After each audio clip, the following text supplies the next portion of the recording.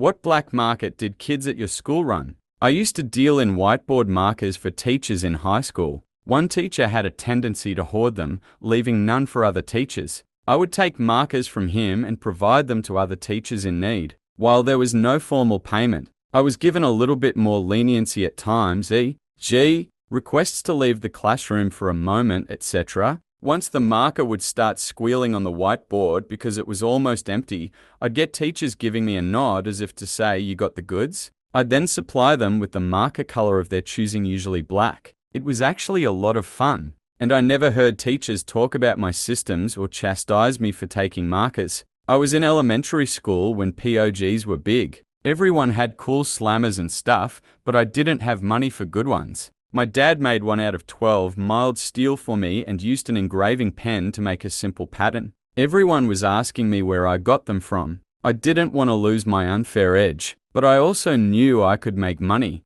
My dad had a big sheet of this 12 steel. I told them I was the only one who could get them. I sold them for $15 a pop. My dad kept 10. I got 5. And that's when I learned what overhead was. Edit, first silver. Neato, thanks. Man, I miss POG life. In second grade, I won a Homer Simpson POG from a kid and got them banned from our school. I guess he accidentally put his Homer in, and he was so upset that he complained to the principal and they banned them. I went to a private high school with a strict dress code. TI's belt, etc. So I bought a bunch of TIs and belts from a thrift store and ran a lucrative rental business out of my locker. If you forgot your gym uniform more than once, you would get fined $5 to rent a uniform from the teacher or serve a detention. I would buy an extra set in the beginning of the school year of each size, and then rent them out, wash them myself, undercutting the teachers. Fine, at a cost of $3. Very lucrative over my middle and high school years. Locker accessories such as carpets and magnets. Carpets? How big were your lockers? Only a few hundred square feet. The fireplace was really disappointing because it was only gas. I used to bang my head on the chandelier till I bought out my friend's locker above and built an extension. You hang the carpet on the inside of the door to muffle the screams of the kids you stuffed in there. Used to crush up warheads and mix them with sugar. Sold them by the straw with the ends melted. 50 a piece. Hey kid, want some death sticks? You don't want to sell me a death stick. You want to go home and rethink your life. I don't know if this counts, but me and my brother would take money to beat all the challenges in GoldenEye 007 for N64. So people got all the cheats. The invincibility challenge was the toughest. I used to sell Coke the drink because they didn't allow fizzy drinks to be brought in. I have family in NY and would go visit a couple times a year back in high school. Every once in a while we'd visit Chinatown and NYC and I'd end up buying 100 seconds worth of fake watches. Rolex, Tag,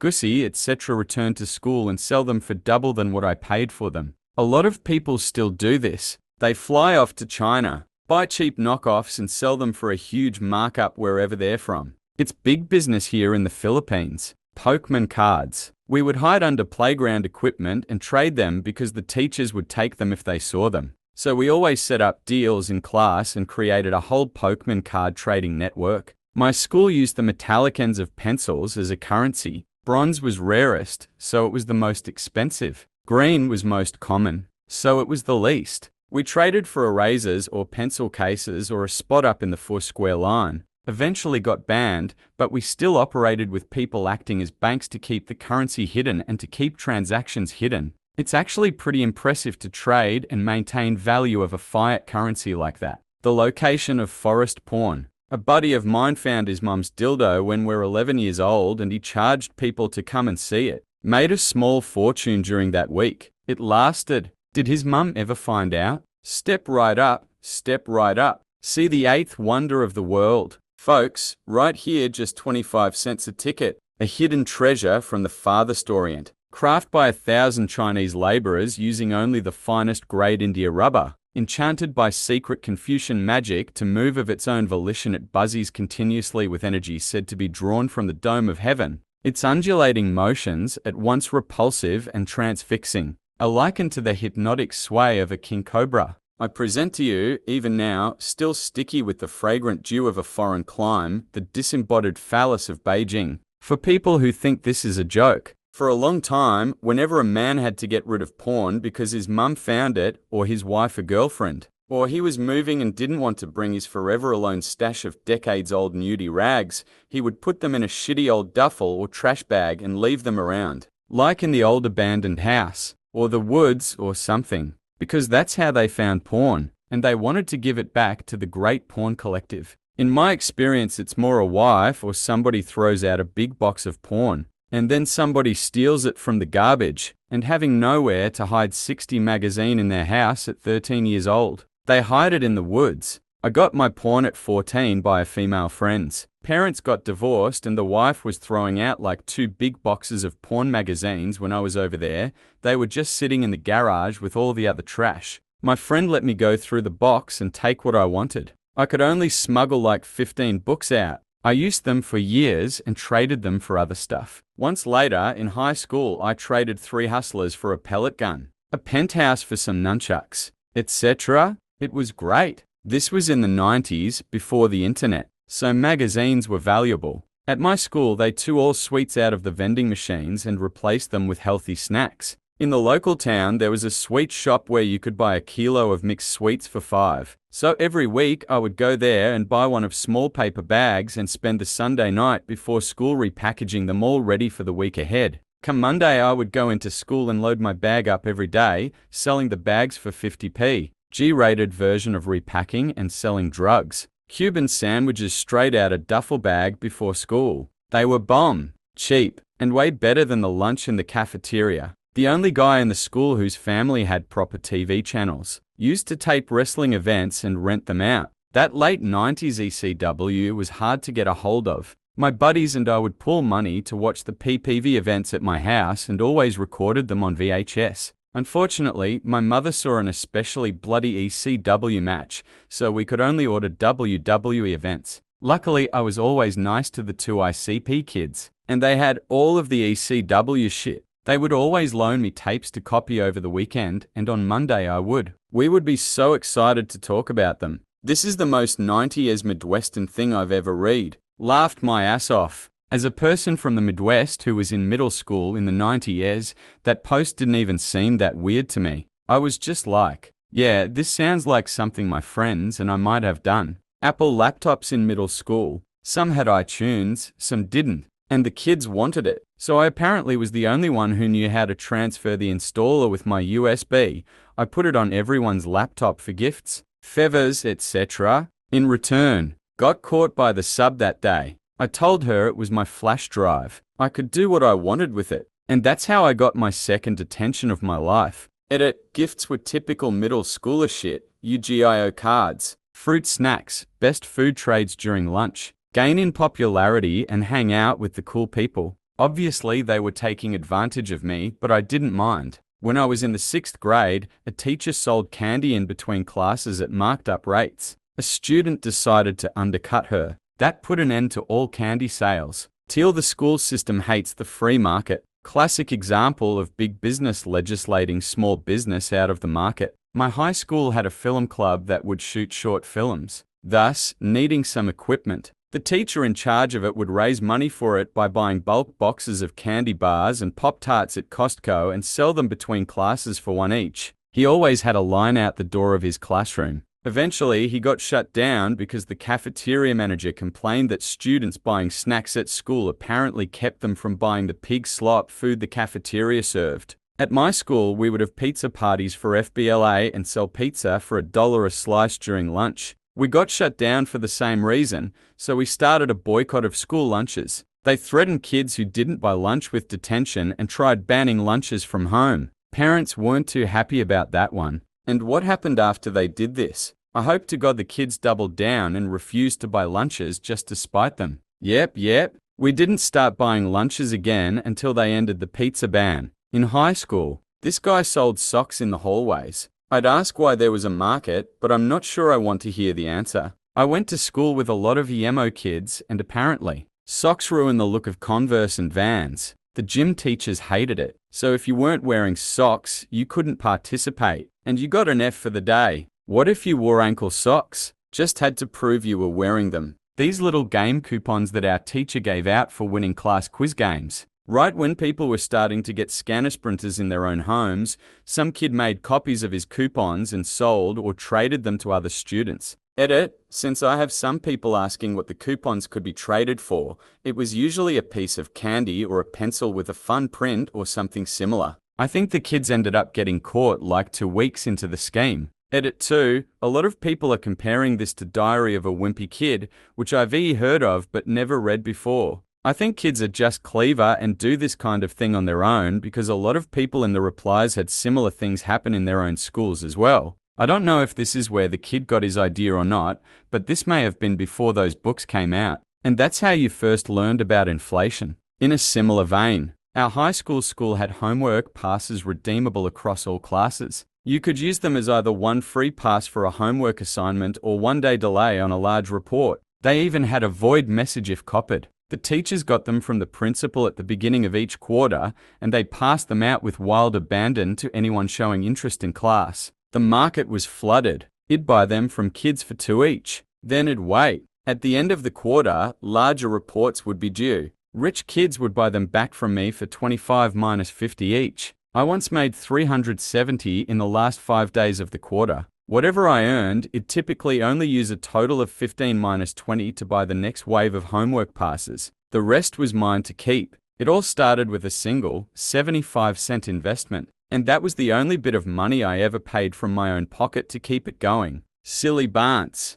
I remember a kid made like 50 one day. Wanting to get in on this craze, I remember saving up for a month and going to the dollar store and buying a couple dozen packs of these damn things. Only when I got home, I realized these packs were the ones that always contained exactly the same ones in every pack, and nobody thought they were cool or wanted any of them. About a month later, they went completely out of style. It kept me up at night for a while. This was late middle school for me. They were so highly coveted in our school that, if you had rare ones, you'd rather shoot yourself in the foot than give them away. I remember the fantasy pack was rare and came with bands shaped like a genie and unicorn and that shit. I only knew like 2 kids that had that pack, and everyone was gagging to trade with them. Of course, that didn't happen. So effectively, in the inner workings of my middle school, a caste system was created from fucking rubber bands. All silly bands are equal, but some are more equal than others. I had the principal's secretary's handwriting down and used to sell hall passes for 1 each. Made a killing.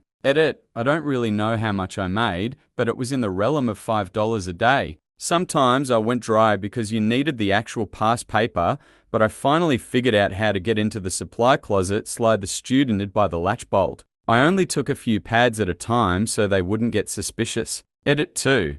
I could also forge my mother's signature. Did it so well that when I brought in a note from her that she scribbled on the dash, they called her to confirm. MP3S and CDRS were just becoming available. A guy I knew made a killing on mixed CDs. Every week he circulated forms to fill out, where you selected the songs you wanted on the CD. The newest hits were on the top and changed weekly. The rest of his library filled the rest of the form, and there was a space for requests. He'd deliver your disc the following week. He seriously made bank for a couple years until everybody started getting their own songs from LimeWire or whatever. I don't know what he's doing now, 20 years later, but I don't doubt he's successful. Edit, just as a bit of an aside, since a few responses have mentioned LimeWire, when this guy started doing it in HS, the only real avenues for music sharing were Usenet groups and IRC. I had 2 brothers in my school who did this in 7th and 8th grade. They were the only ones with a CD burner and they crushed it, $5 a pop. And a lot of times they'd just burn whatever rap was popular or shit they both liked. But at the time, I especially had no other access to that shit as we didn't have cable TV or high-speed internet. So it was a hot commodity. A few of us did this when I was in college. This was back when CD burners were still 500 and CDRs were 5. My dorm floor had a bunch of pirates on it. Actually, they probably had the majority of burners for the entire campus and it was a fairly large school. They made an agreement to standardize prices so that no one would get ripped off and everyone contributed money to bulk purchase blank CDs. That, and one person also would mod people's PSXS for 25. So every week. And it was a rotating group of people. Some people in our dorm would pretty much buy every new game. EB Babbages. They'd burn a copy and they'd just return all the games. This was back when they still allowed open package returns and never bothered collecting any data. You have the receipt?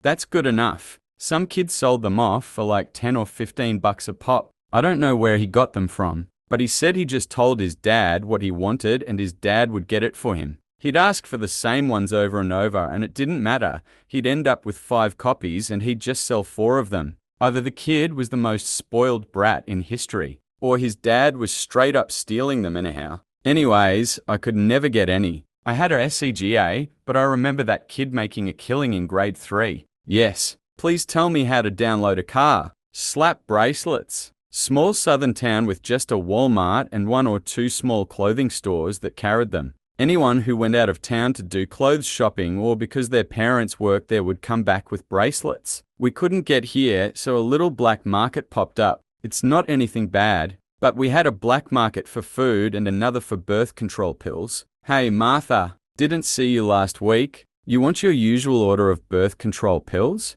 Nope, just the food. Please, do you need double the usual amount? This girl, Danielle, convinced my best friend and I along with some other people that she could forever change the taste of saliva in our mouth, so that our saliva would taste like watermelon, cotton candy, bubble, gum, etc. forever. She made us wait a couple days so we could really think about what flavor we wanted in our mouth. Forever. For example, she would tell us, "Are you sure you always want everything you eat to have a hint of watermelon?" Anyways, after a couple days, and we picked a flavor, she charged us money. I can't remember how much, but it was probably 0.5 or something. She made us chew on all this crazy stuff like paper clips, erasers, and other things. Obviously, our saliva never changed flavor and she stopped this. But I worked at Starbucks a couple years ago in my hometown and she came in and didn't even recognize me. And all I could think about was how that girl had me chewing on paper clips. Was she head of her own religion by then? Maybe a bunker full of mole men. I would buy 6 packs of soda for 1.79 and resell the 6 sodas for a total of 3.0. Those Japanese sodas with the marble were the rage back in high school. Some dude sold them out of the trunk of his car. All was fine and dandy until some idiot started leaving the bottles around the hallways. Not surprisingly, someone tripped and fell on a bottle, cracked it open, and had glass all over his body. That scene was fucking horrifying. After that, all sales of anything were banned and those sodas were banned. If you got caught with one, you were given detention immediately, and if caught more often, suspension. One fucking idiot always ruins it. Not labeled for individual sale, Cameron bro. You gonna report me? 2 years ago, I was a sophomore in high school, and freshmen weren't allowed to go off campus, but everyone else was. So I'd take orders, go to the local fast food shops and get the goods. It upped the price by about $2 and ended up making about $200 a month. Edit, $200 a month, folks, not per year. The swim team or something was selling these fundraiser lollipops, and they were insanely popular. I found the website on the wrapper and discovered I could buy my own way cheaper. I could also buy only the popular flavors. So I had only the best flavors and I could undercut the actual fundraisers by a quarter, still making over 100 profit. I quickly became a top seller and made bank until the copycats started popping up. My school was an extremely conservative Christian boarding school. Things that were forbidden were by no means a complete list: jeans for girls, shorts for everyone, candy, any sort of food in the dorms, cell phones, any form of gaming system, vovies playing non-Christian songs on musical instruments, clothes made by popular brands AF and Hollister, etc. Naturally, there were a few students who started selling food, candy, and AF Hollister clothes. Why people bought these from them I don't know, but they made huge amounts of money. A lot of the kids at that school were rich doctors' kids, so there was plenty of money to go around. One guy sold a box of Altoids for 15 TL. Dear, my high school was so strict that the black market was people paying ridiculous amounts of money for food and snacks. Banana chips were 25 in the vending machine in middle school. I always went to school early, so I always ended up buying all of them and selling them for 50 a bag. This is one of my favorites out of this whole thread. Simple and effective. This is the same business model as StubHub. Buy all the tickets at face value and resell for double the amount. I know people at my school sold weed and pills and got busted. Like 20 people got expelled. Cinnamon toothpicks were all the rage in grammar school. Same at mine. We had a guy who was selling them for 25 cents a pop until the teachers finally shut down his business. I've never heard of cinnamon toothpicks before. What was their appeal? Did people suck on them? Our school didn't have candy, so I started buying huge bags of pixie sticks and sold them for like 25 a piece. Then I got caught. This was middle school, so drugs and all that excluded. I lived in an area with a lot of retiree age people, a lot of which ended up raising their grandchildren. It really isn't a good area. Being older and from a rural area, they still don't trust online sites like eBay or Amazon. So I started ordering people things from those sites for actual money and added a charge for me to be making money off of it. It eventually got shut down because I got someone a USB in the shape of a pistol. It was the size of a USB and clearly a USB. But it didn't matter. The principal actually got the police involved to try to get me in real trouble. During a drug search at my school, a guy got in trouble simply for having a shirt in his truck with Sex Pistols on it. Zero tolerance is a freaking mess. I remember a classmate wearing a Sex Pistols shirt to school being told to change her shirt. Edit, remember the Make 7 Up Yours shirts? Those were banned at my school. Sounds like your principal had a ridiculously inappropriate hard-on for authority. Some kids made a habit of stealing chalk when the teachers weren't looking. After a while, they started selling it, charging more for longer and fresher sticks. It ended when someone eventually snitched on a buyer, which started a cascade of counter-snitching. Many pockets were emptied, some with chalk, but most of the dealers had hidden their chalk and got away with it. But why did everyone want chalk? The duct tape wallets. Every year there was a new kid doing it, lol. I was a Pokémon card smuggler. In 6th grade, my friend's dad overheard my friend and I talking about how much our Pokémon cards were worth. He was shocked to learn some were worth $10–20 a piece. He made the comment, shame they won't be worth that much when you go to sell them. That comment stuck with me, and a few days later I started selling my cards at school. I made a list of everything I had, with prices next to them. I'd pass the list around during class and kids would meet up with me between classes to buy what they wanted. I was making crazy amounts of money for a middle schooler, and before long, parents were complaining that their kids were skipping lunch because they were spending their lunch money on Pokémon cards. So the school banned them, but I still had a good bit of inventory to move. I did all kinds of things to avoid getting caught. I hid cards in a box of crayons. I put a few sheets of sleeves in the middle of a binder full of legit notes. I even hollowed out an old textbook to hide all my cards. Despite getting searched 3 to 5 times over the next few weeks, my cards were never found, and I was able to sell all of them before Christmas break. I ended up making close to $800 and was able to buy my entire immediate and extended family Christmas gifts with my own money for the first time. Once all the other kids learned how much money I had made, they were blown away, and suddenly everyone was selling their cards. Problem was, no one was buying them anymore. TLDR, I started a one-kid Pokémon card black market, smuggling them into school, and got out of the game right before the bubble burst. I always thought it would be cool to hollow out some kind of hardcover and hide stuff in there, but I never actually did it. Now that I've been an adult for many years, I'm pretty sure I don't own anything. That a hollowed out book is really a good place to keep it. During elementary school in the 80s, many candies weren't individually wrapped for resale in stores, think Warheads, etc. I bought bulk packs of candy. Didn't matter what kind, although atomic fireballs were my cash cow. I individually packed them, or maybe a couple to a pack, depending on the candy. I used those tiny Ziplocs you see people use for drugs. Being around adults a little devoid of scruples, I was able to get those in bulk from a local head shop called High on the Hill. It was a surreal time looking back. I was the only supplier for a year solid in 4th grade. I made so much bank for a 10-year-old it was insane. I would make $100 a week just off of atomic fireballs. The bulk jugs were about $5 or $6 each wholesale, and at a quarter each it worked out to about $60 a jug profit if I recall. Luckily, school came easy to me because it was a full-time job keeping stock, packaging product, counting piles of change, budgeting, keeping a bank register. Mum got a separate account that I used for my money, dodging the man, etc. It was turbulent, as I never really had a group of friends as a kid, but in the 4th grade, I was the fucking man.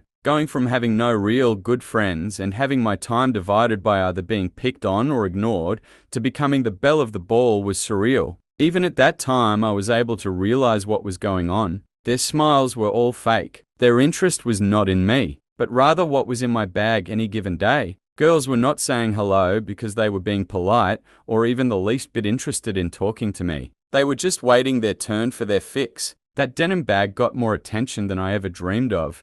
I was just along for the ride. I had laid the groundwork and provided the blueprint. When the 5th grade started, there was competition, but they were weak. They would always sell out or only buy enough to make a few bucks here and there, largely selling lollipops or pre-packed stuff, Hershey's Kisses, Bit-O Honey or Tootsie Rolls, whatever they could grab at the store before school. It was amateur hour. They had made a mockery of something I took seriously as a 1011-year-old can take something. I closed up shop pretty quickly after the school year began. The fast life and fast money was over. The excitement wasn't there, the smiles weren't as big. Kids came to me as a last resort. They bought the popular kids completely out before looking my way. It was like flipping a switch. My first day without the bag, I had a few kids ask if I was holding. But once word got around that I was out of the game, everything went back to normal. No friends, no conversation, no one to sit with at lunch or on the bus, no one interested, fake or otherwise. It's the first time I had ever really witnessed the dynamic of being disingenuine. I had always been authentic, and after it was all over, I was happy to stay that way. I've never really recounted this time into words. As it turns out, I learned a lot of life lessons in the 4th grade. TL, dear, I peaked in 4th grade. What a ride. If you'd swap the candy with Coke and add some gang violence, it'd be a good movie. So, did you translate those lessons into drug dealing or some legitimate entrepreneurship? Blow pops from Sam's Club, 0.25 each. Must have made a killing as a 5th grader. Blow pops from Sam's Club, pencils for pencil fighting. The way it worked is one person would hold their pencil out, grabbing both ends, and then the other person would see if they could break the pencil with theirs by holding one end and then pulling the other end back, snapping it down on the other pencil. This was called pencil break in my school, and I was the champion. I destroyed my school with this. Found a friend's dad who had access to aluminum stock, the same shape size as a pencil. Did a crappy paint job and glued on an eraser. Snapped everyone's shit in half. We made a website that started as us doing stupid prank phone calls and jackass stunts.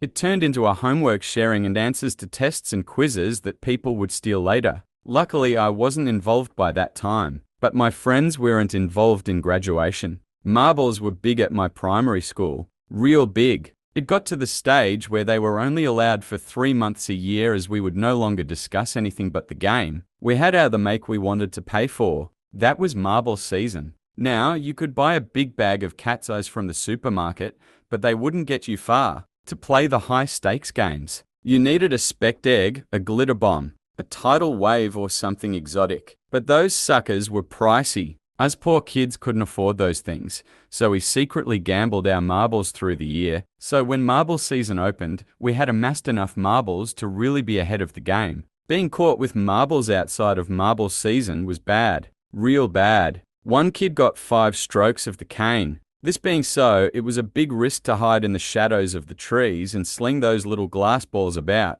Not only did it hone your skills for the season start, but you got good at taking the shot and then acting nonchalant. Marbles were currency. You could trade lunches with them or buy time on playground equipment. There was a good reason they banned marbles at my school. We turned it into some sort of mafia shit. Marbles trigger my sex addiction. Like, if I open a door to a room full of marbles, it's amazing, but it's very rare. I thought this is how you're supposed to play with marbles. 5 strokes of the cane? Holy crap. Where were you at elementary? And why nobody points this out? Whoa, I've got one. The guy that started and maintained and went to jail for the Silk Road went to my high school, like a year or 2 before me. Dread Pirate Roberts? No shit. Huh? Let's hear some more. There was this girl that used to sell candy bars at my school. Her mum would get the big packs at Sam's. She asked me to help her, and that's when business started booming. We were making 50100 a day just hustling in the hallways and in gym.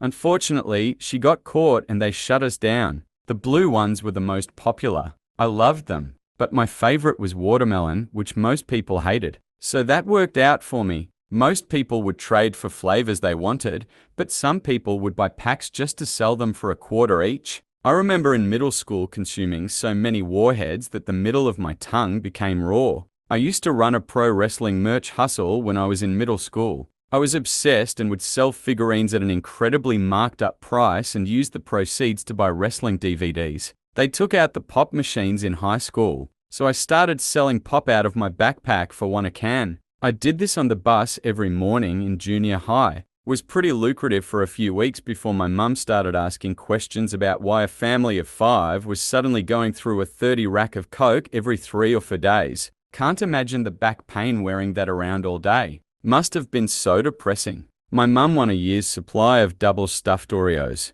I sold them in Ziploc bags while in 4th grade to everyone I could, even teachers. My mum thought my friends were eating them all. Me and my best friend sold packs of gum in middle school. We'd make around 30 a day. And the teachers, we're going crazy trying to find where all the gum was coming from. As model students, they never suspected us. That is the best cover you can have. The impression of a model student. For $2 a pack? Live fish. Some Asian kid would walk around school with a few live pet fish in his school bag and sell them. Pop rocks in the late 70s. Kid drove 40 miles from Alabama to Catholic school in Georgia and got him in AL and doubled the price in GA. Sister Charles broke up the ring before we could find out if drinking Coke and eating pop rocks blew up your stomach. That's something you could still find out now though. My grandpa taught me how to crack the protection on DVDs and burn them to blanks. I would buy the 100 packs of blanks for like 20-30 and sell the movies for like 5 each. I thought it was going to come to an end when someone brought it up in front of a teacher. Turns out he wanted movies too. In my primary school, we had some disabled kids and they had these special crayons that wrote really well. So some kids would steal them and trade them for Pokémon cards and random toys.